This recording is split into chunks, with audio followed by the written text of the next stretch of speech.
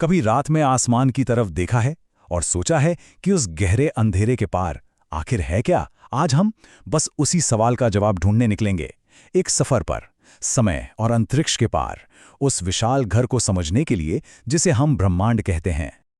अपने सफर की शुरुआत करने से पहले जरा इस एक बात को सोचिए।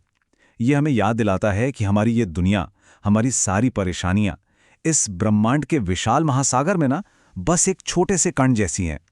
ये सोच सच में हमें कितना छोटा महसूस कराती है ना। तो चलिए एकदम शुरू से शुरू करते हैं।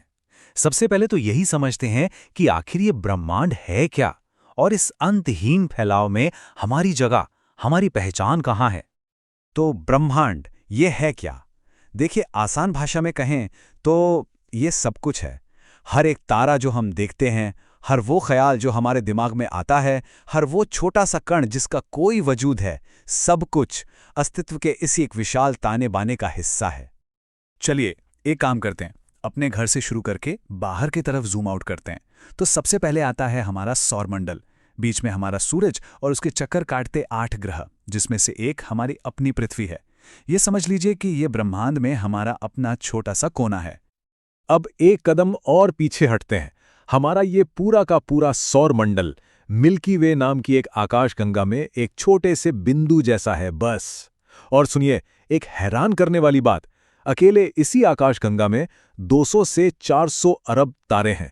मतलब धरती पर मौजूद हर एक इंसान के लिए दर्जनों तारे। सोचकर देखिए। तो अब सवाल ये उठता है कि अगर सिर्फ हमारी आकाशगंगा ही इतनी बड़ी है, तो फिर ये पूरा ब्रह्मांड आखिर कितना बड़ा होगा? इसका जवाब शायद होश उड़ा दे। 93 अरब प्रकाश वर्ष। जी हां, ये हमारे देखने लायक ब्रह्मांड का आकार है। मतलब वो सीमा जहां तक हम आज देख सकते हैं। ये एक ऐसी संख्या है ना जिसकी हम कल्पना भी ठीक से नहीं कर सकते।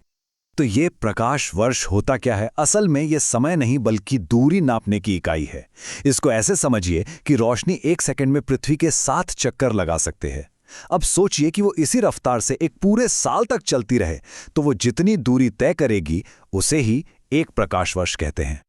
तो अब जब हमें अंदाजा हो गया है कि ब्रह्मांड कितना बड़ा है, तो चलिए अब समय में पीछे चलते हैं, एकदम शुरुआत में, और ये जानने की कोशिश करते हैं कि ये सब बना कैसे।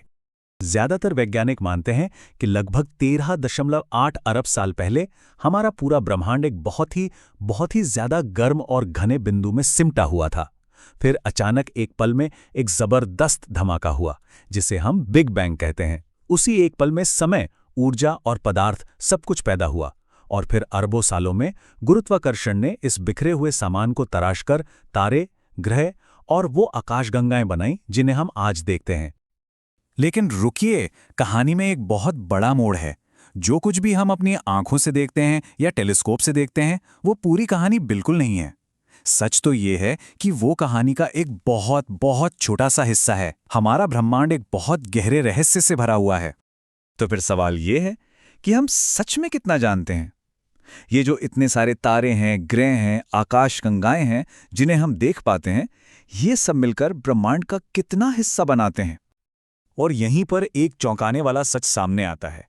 वो सब कुछ जिसे हम देख सकते हैं, छू सकते हैं, वो पूरे ब्रह्मांड का सिर्फ 5% है। सिर्फ 5%। बाकी का जो 95% हिस्सा है, वो डार्क मैटर और डार्क एनर्जी जैसी रहस्यमयी चीजों से बना है, जिन्हें हम देख ही नहीं सकते। तो देखिए, जो सामान्य पदार्थ है वो है जिससे हम, आप, ये तारे, ग्रह सब बने हैं। लेकिन डार्क मैटर वो एक अदृश्य गोंद जैसा है, जो आकाशगंगाओं को एक साथ बांध कर रखता है, उन्हें बिखरने से रोकता है। और डार्क एनर्जी वो तो और भी अजीब है। वो एक ऐसी रहस्यमय ताकत है जो ब्रह्मांड को और तेजी से फैला रही है, खींच रही है। और बस यहीं पर आके हम अपने ज्ञान की सीमा पर पहुंच जाते हैं। हम जितना ज्यादा सीखते हैं, उतने ही बड़े और नए सवाल हमारे सामने आकर खड़े हो जाते हैं। विज्ञान का ये सफर शायद कभी खत्म नहीं होने वाला। आज के वैज्ञानिक ना कुछ बहुत ही गहरे सवालों से जूझ रहे हैं, जैसे क्या हमारे ब्रह्मांड के बाहर भी कुछ है?